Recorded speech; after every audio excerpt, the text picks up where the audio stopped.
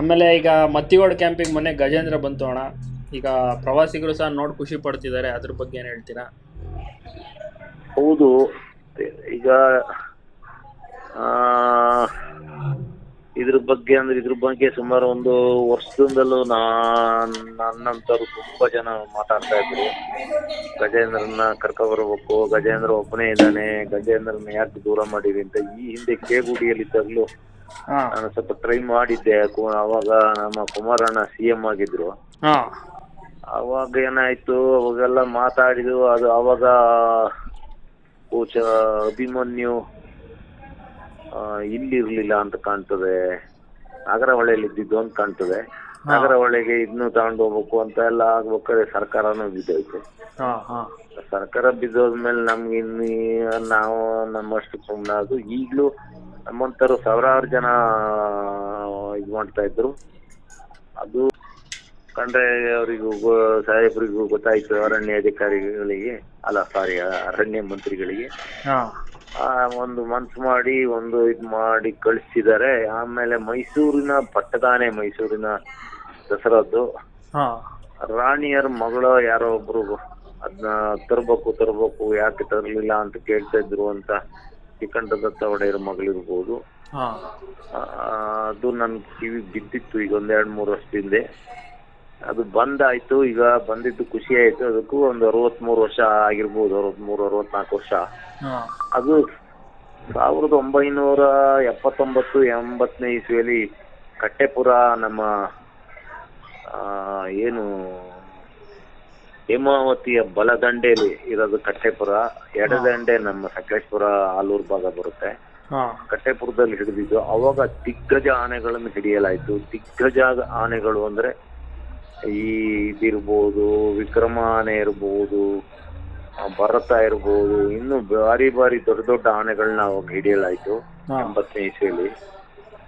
ಆ ಟೈಮಲ್ಲಿ ಶ್ರೀರಾಮ ಆನೆ ಇವನಿಗೆ ಭಾರಿ ತೀವುದು ಗಾಯ ಎಲ್ಲ ಮಾಡಿದ್ದ. ಆದ್ರೆ ಆನೆಗಳು ಹೇಗೆ ಸೇಡ್ ತೀರ್ಸ್ಕೊಂತವೆ ಅಂದ್ರೆ, ಸುಮಾರು ಅದಾಗಿ 10-15 ವರ್ಷದ ಮೇಲೆ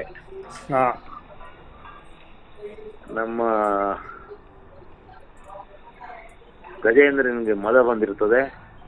ಅದೇ ಟೈಮಲ್ಲಿ ಅದೇ ಕ್ಯಾಂಪಲ್ಲಿ ಅಲ್ಲಿ ಶ್ರೀರಾಮ ಇರ್ತಾನೆ. ಅದೇ ಸಮಯದಲ್ಲಿ ಇದು ಫೈಟ್ ಮಾಡಕ್ ಹೊರಟಾಗ ಅದೇ ಸಮಯದಲ್ಲಿ ಇದ್ರದ ಮಾವತ ಒಬ್ಬಿರ್ತಾನೆ. ಅವನು ಗಣಪತಿ, ಅವನು ಮಹಾನ್ ಕುಡ್ಕ. ಆದ್ರೆ ತುಂಬಾ ಹಿಂಸೆನೂ ಕೊಟ್ಟಿರ್ತಾನೆ. ನಾನೇ ನೋಡ್ತಿದ್ದಲ್ಲ. ನಾನು ಈ ಆನೆ ಮೇಲೆ ಕೂತ್ಕೊಂಡು ಸುಮಾರು 30-40 ಆನೆ ಕಾರ್ಯಾಚರಣೆಯಲ್ಲಿ ನಾನು ಕಾಡೊಳಗೆ ನೇರ ಹೋಗ್ತಿದ್ದೆ ಆ ಕಾಲದಲ್ಲಿ.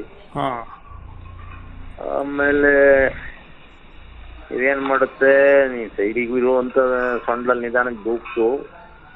ಸುಮಾರು ಒಂದು 5,500 kg ಆದ ಗಜೇಂದ್ರ ಇವನು ಕುಡ್ದು ಒಂದು 45 kg ಇದ್ದ ಹಾರಿ ಬಿದ್ದು ಸೊಂಡ್ಲಲ್ಲಿ ದೂಕಿ ಸತ್ತೋದ. ಅದೇ ಏಕಕಾಲದಲ್ಲಿ ಶ್ರೀರಾಮ ಆನೆ ಮೇಲೆ ದಾಳಿ ಮಾಡ್ತದೆ. ಶ್ರೀರಾಮ ಆನೆನೂ ಸಾಯ್ತದೆ. ಆವಾಗ ಜನಗಳೆಲ್ಲ ಆಮೇಲೆ ಕಾಡಿಗೆ ಹೋಗ್ತದೆ.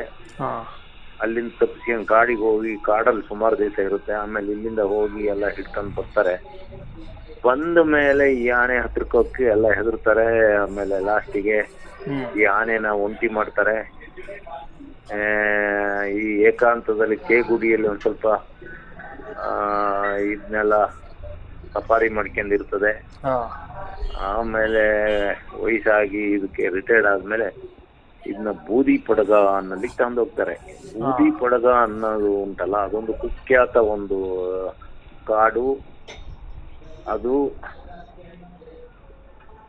ವೀರಪ್ಪನ ಒಂದೇ ಸತಿ ಅವನು ಹಿಡಿದಿತ್ತು. ವೀರಪ್ಪನ ಟೈಮಲ್ಲಿ ಹಿಡಿದು ಆ ಬೂದಿ ಪಡಗ ಫಾರೆಸ್ಟ್ ಕ್ಯಾಂಪ್ ಅಲ್ಲಿ ಒಂದು ಮನೆ ಒಳಗೆ ಇಟ್ಟಿರ್ತಾರೆ, ರೂಮ್ ಒಳಗೆ. ಆಮೇಲೆ ವೀರಪ್ಪನ್ ಮೊದ್ಲೇ ಮೋಹನ್ ಬುದ್ಧಿವಂತ. ಅವನು ಹೇಳ್ತಾನೆ, ನನಗ್ ತಲೆನೋವು, ನನಗ್ ತಲೆಗೆ ಎಣ್ಣೆ ಹಾಕಬೇಕು ಅಂತ ಕೇಳ್ತಾನೆ. ಇವ್ರು ಯಾರೋ ಫಾರೆಸ್ಟ್ನರ್ ತಂದೋಗಿ ಎಣ್ಣೆ ಕೊಡ್ತಾರೆ.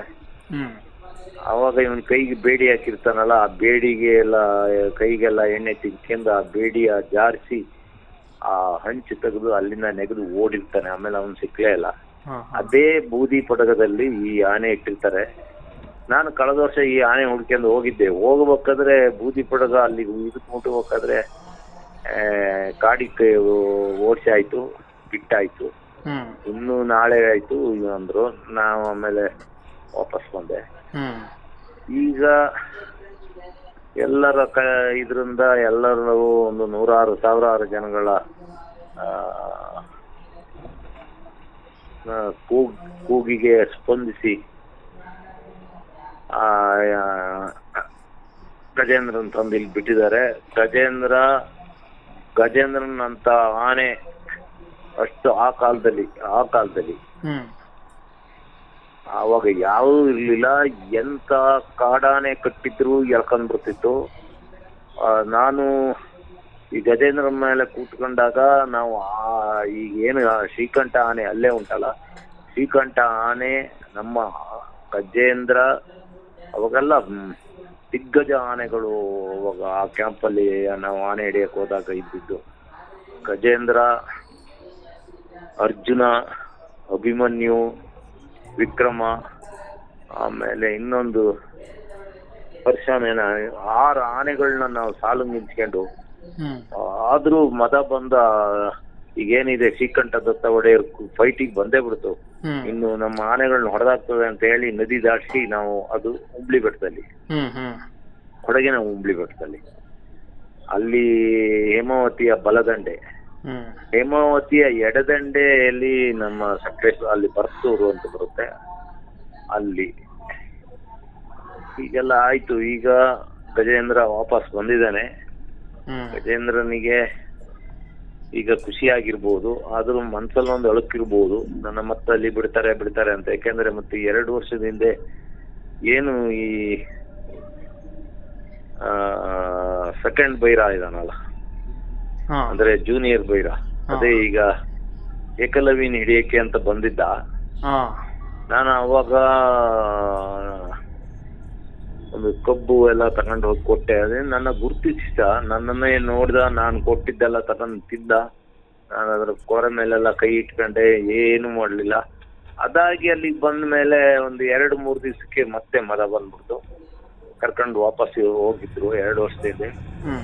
ಆಮೇಲೆ ಅದಕ್ಕೆ ಈಗ ನಾನು ಮತ್ತೆ ಗಜೇಂದ್ರನ್ ನೋಡಕ್ ಹೋಗ್ತೀನಿ. ನಾನು ಗಜೇಂದ್ರ ಮೇಲೆ ಕುತ್ಕೊಂಡು 30ಕ್ಕೂ ಹೆಚ್ಚು ಆನೆ ಹಿಡಿಯ ಕಾರ್ಯಕ್ರಮದಲ್ಲಿ ಕಾಡೊಳಗೆ ಹೋಗಿದ್ದೆ. ಗಜೇಂದ್ರ ನನ್ನ ಭಾರಿ ಸ್ಪಂದಿಸಿದ್ದ. ಇಡೀ ಅಷ್ಟು ಫಾರೆಸ್ಟ್ ಜೀಪ್ ಒಳಗೆ ನನ್ನ ಜೀಪನ್ನ ಸೌಂಡ್ನೇ ಅದು ಗ್ರಹಿಸಿ ಬಿಡ್ತಿದ್ದ. ಸುಮಾರು ಸತಿ ಎಲ್ಲ ನನ್ನ ಜೀಪ್ ಹತ್ರಕ್ಕೆ ಬಂದು ನಾನು ಇಟ್ಕೊಂಡಿದ್ದು ಸೊಂಡ್ಲ ಹಾಕಿ ನನ್ನ ಜೀಪ್ ಒಳಗಿಂದ ನಂದು ಊಟನ ಎಲ್ಲ ತಕ್ಕಂತ ತಿಂತಿತ್ತು. ಹಾಗಾಗಿ ಈಗ ನಾಳೆ ಅಲ್ಲ ನಾನು ಶನಿವಾರ ಗಜೇಂದ್ರನ ನೋಡಕ್ ಹೋಗ್ತೀನಿ. ನನಗೆ ಭಾರಿ ಖುಷಿಯಲ್ಲಿದ್ದೀನಿ. ಗಜೇಂದ್ರನ ಹೋಗ್ಬೇಕು, ಅದರದ ಕೋರೆ ಎಲ್ಲ ಮುಟ್ಟಬೇಕು. ನನ್ನ ಧ್ವನಿನ ಇಲ್ಲ ನನ್ನ ಸ್ಮೆಲ್ನ ಏನ ಹಿಡಿಯುದು ಅದಕ್ಕೆ ನೆನಪು ಮಾಡ್ಕೋಬಹುದು ಅಂತ ತಿಳ್ಕೊಂಡಿರ್ತೀನಿ. ಏನೇ ಆಗ್ಲಿ ಗಜೇಂದ್ರ ಬಂದಿದ್ದು ನನ್ಗೆ ಭಾರಿ ಖುಷಿ ಆಯ್ತು. ಯಾಕೆಂದ್ರೆ ಅಲ್ಲಿ ಎಲ್ಲೋ ಯಾವ್ದೋ ಕಾಡಲ್ಲಿ, ಅಲ್ಲಿ ಬೇರೆ ಕಾಡಾನೆಗಳು ಇದ್ದು, ಯಾವ್ದಾರ ಕಾಡಾನೆ ಬಂದು ಹೊಡೆದಾಕ್ಬಿಟ್ರೆ ಅನ್ನಿಸ್ತಿತ್ತು ದಿನ. ಈಗ ಬಂದಿದ್ದು ಖುಷಿ ಆಯ್ತು. ನಾನು ಶನಿವಾರ ಅಲ್ಲಿಗೆ ಹೋಗ್ತೀನಿ.